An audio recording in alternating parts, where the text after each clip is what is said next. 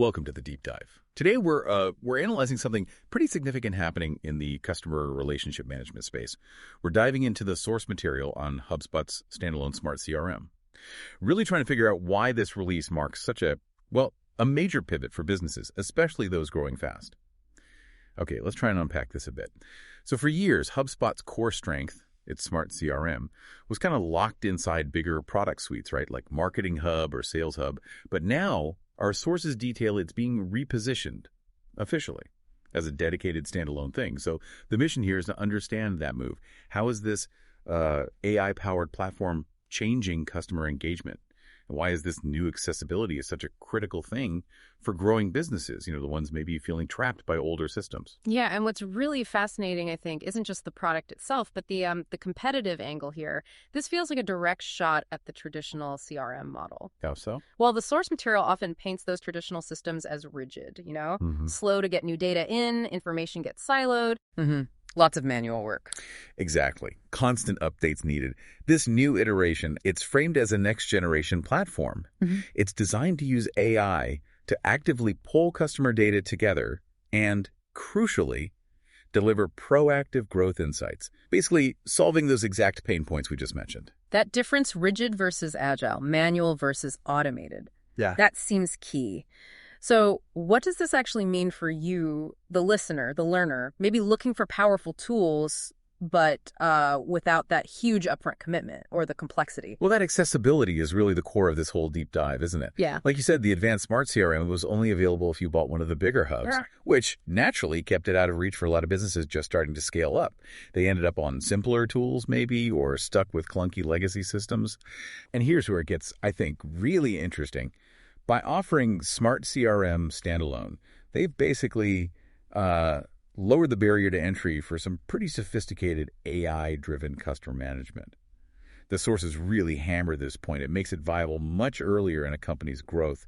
You get these powerful tools that can scale with the business without needing the whole suite immediately. You get the foundation. Exactly, the data foundation, without ripping everything out and starting over. And if you connect that to the bigger picture, this is really about enabling foundational growth management, but with less admin hassle. The system's designed, based on the sources, to give teams these flexible, role-based views and, importantly, self-updating records. Self-updating, that sounds like the magic ingredient. It's key. It cuts down immediately on that repetitive manual data entry that, let's face it, sales teams often hate. It frees them up to focus on relationships, on actually selling. Okay, before we get into the AI mechanics, let's quickly touch on the practical side.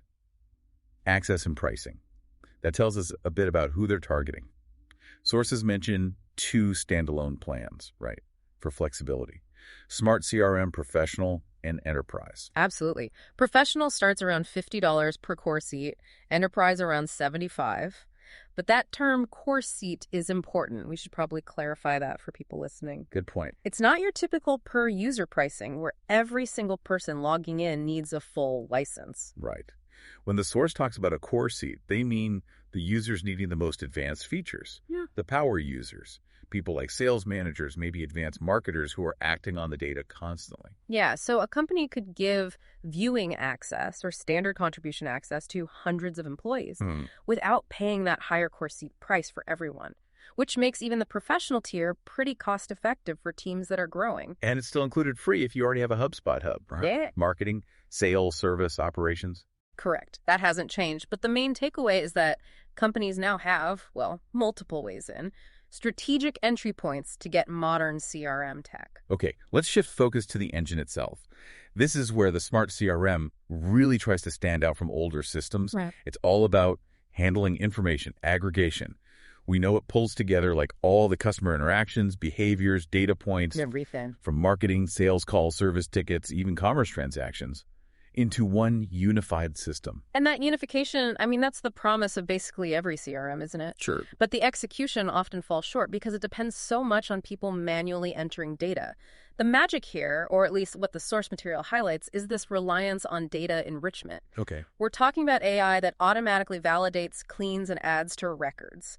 It uses unstructured data think notes, email signatures, call transcripts, web activities, and checks it against HubSpot's own huge data set. That sounds good, but is it just, fancy automation? Or does the source suggest it's genuinely different from what other platforms do? Like, what are the specific tools doing this? It seems novel because the AI is described as proactive and continuous. They talk about HubSpot Breeze AI agents being built right into the CRM's core logic. Breeze agents, okay. These aren't just summarizing things after the fact. They're actively filling gaps, merging duplicates behind the scenes, fixing formatting, even inferring relationships sometimes. Wow. Imagine a salesperson logs a quick note about a new contact. Breeze might automatically pull in the company size, industry, maybe their proper LinkedIn title. Without the salesperson doing anything extra. Exactly. That kind of continuous, almost invisible data upkeep is what really simplifies workflows. It gets rid of what the source calls busy work. That's a huge time saver. I can definitely see that. I remember spending hours merging contacts manually. So this raises a question. Yeah. What's a main strategic upside of unifying data this way, using AI? It's about eliminating those dreaded silos, finally achieving a genuine single source of truth, an SOT. In most companies, marketing has one set of data, sales has another, maybe slightly different, service has a third. Right. Everyone's looking at a slightly different picture. Yeah.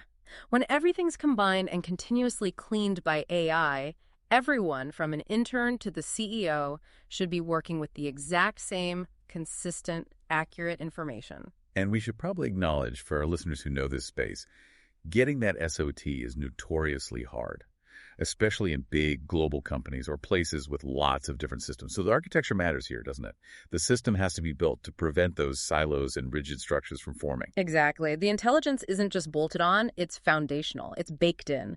And the result, ideally, is trust. When teams trust the data, they use the CRM more. Which makes the data better. Right. It creates this positive feedback loop. And that helps solve the classic CRM problem of poor adoption because nobody trusts the info in it. Okay, let's tackle the second big pain point of older systems. Rigidity. The Smart CRM needs to be flexible, right? To handle how complex businesses work today. How does it get around that problem of rigid views that maybe only work for one department? It uses something called flexible views. This seems like a pretty powerful feature. It lets each team customize how they see the customer data. It doesn't change the underlying unified record, but it changes the visualization. How many types are there? The system offers 4 main formats: table, board, report, and calendar views. Can you break that down a bit? Like, how would different teams use those? Sure. Take a sales team. They'd probably love the board view. Visualizing pipeline stages, dragging and dropping deals. Like a Kanban board? Exactly. Very tactical, immediate status. But maybe the customer success team or service, they might rely heavily on the calendar view, tracking check-ins, onboarding steps, renewal dates.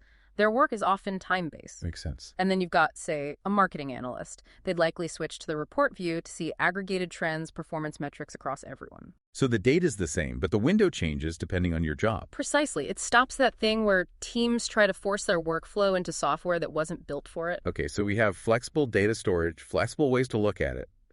But the system doesn't just sit there with the data. It moves into offering proactive intelligence. That seems key for growth.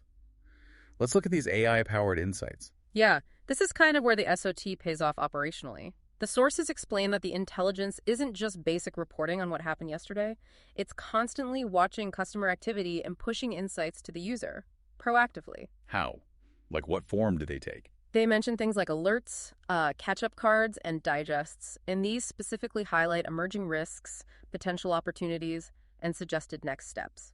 Can you give us a concrete example? What might a catch-up card actually say? Okay, imagine a long, complex B2B sale. A catch-up card might pop up for a deal that hasn't moved in, say, 10 days. It might read something like, alert, prospect mentioned budget priorities shifted on a call 7 days ago, and maybe Breeze AI picked that up from the transcript. Oh, okay. Then it might add, recommended next step, schedule a follow-up focused on feature Y, which addresses that budget concern. So it connects the dots. Right. It's intelligence designed to help people anticipate needs and act early, turning all that stored data into, like, immediate foresight. So if you add it all up, the automatic data updates, the flexible views, this proactive intelligence, what does that actually mean for day-to-day operations, for the bottom line? Well, it should translate directly into really 2 main things. 1, stronger customer relationships, just built on better, more accurate information. And 2, drastically faster decision-making. Because you're not digging for info or doing manual tasks. Exactly. By letting AI handle that intensive admin work, people can focus on strategy. on action. And that combination, the sources suggest, leads to growth that's not just efficient, but also sustainable, because the system itself is constantly learning and optimizing. Now, it's important to understand who this is for, the applicability. The sources indicate it's not just for one niche, right? Yeah. It serves a pretty wide range of industries. Oh, definitely. We see examples mentioned across healthcare, wellness, banking, financial services, also education, automotive, e-commerce, startups, B2B, consumer products. It's broad. What's the common factor then? The need for fast, clean, unified customer data. That seems to be universal, regardless of the sector. And it's not just a U.S.-centric thing either. The source material specifically calls out global relevance and adapting for local growth strategies, particularly in fast-moving markets. I remember seeing examples about adapting MarTech for Thai audiences, proving ROI in Thailand, handling omnichannel for Thai customers. Yeah, that's actually a great example to highlight the platform's adaptability. Scaling in a market like Thailand, for instance, means dealing with a complex mix of social platforms, messaging apps, traditional channels, all at once. Very multi-platform. Extremely. So the Smart CRM's ability, theoretically, to unify data from all those different places and let teams view it flexibly, that's essential for true omnichannel. It suggests the underlying architecture is built for scaling in these diverse, demanding global markets. Okay, so pulling it all back together, for someone listening wanting to unlock the value here, the sources seem to lay out a clear path. What are those key steps they mention? There are basically three. First, automate data updates. That's step one, non-negotiable. It enables everything else and frees up people. Right. Second, act on insights. Use those alerts, the catch-up cards, the digests, spot risks and opportunities early, turn data into action quickly. Okay. And third, start early. The suggestion is to use the standalone Smart CRM as that flexible, affordable foundation first. Build the data discipline before maybe expanding into the full hub suites later. Right, that makes sense. Build the foundation properly. So that brings us towards the end of our deep dive on the standalone Smart CRM significance. Quick recap for you listening. We look at its move to standalone access, opening up enterprise AI to smaller players. We talked about its reliance on continuous AI like the Breeze agents for data enrichment, and features like flexible views and proactive alerts, all aimed at modernizing customer engagement and scaling effectively by cutting out that admin busy work. And the final thought, or implication, is really about a shift in approach, a transformation. The source material uses phrases like helping businesses transform with purpose and act with confidence. But the system's success really hinges on a business being willing to shift its operational trust, moving away from relying solely on manual data management towards trusting the efficiency and accuracy of AI automation. That's a leap, leap of faith for many companies still operating in traditional ways. Absolutely. Which leads us to a final provocative thought for you to chew on. Considering the sources also touched on concepts at Loop Marketing, HubSpot's framework for growth in the AI era, how might this unification of customer data combine with proactive AI insights that constantly monitor, learn, and suggest? How might that fundamentally change the old linear marketing and sales funnel? Could it transform it into more of a continuous, self-optimizing learning loop? Something for you to mull over as you think about how AI is really restructuring that core relationship between a business and its customers.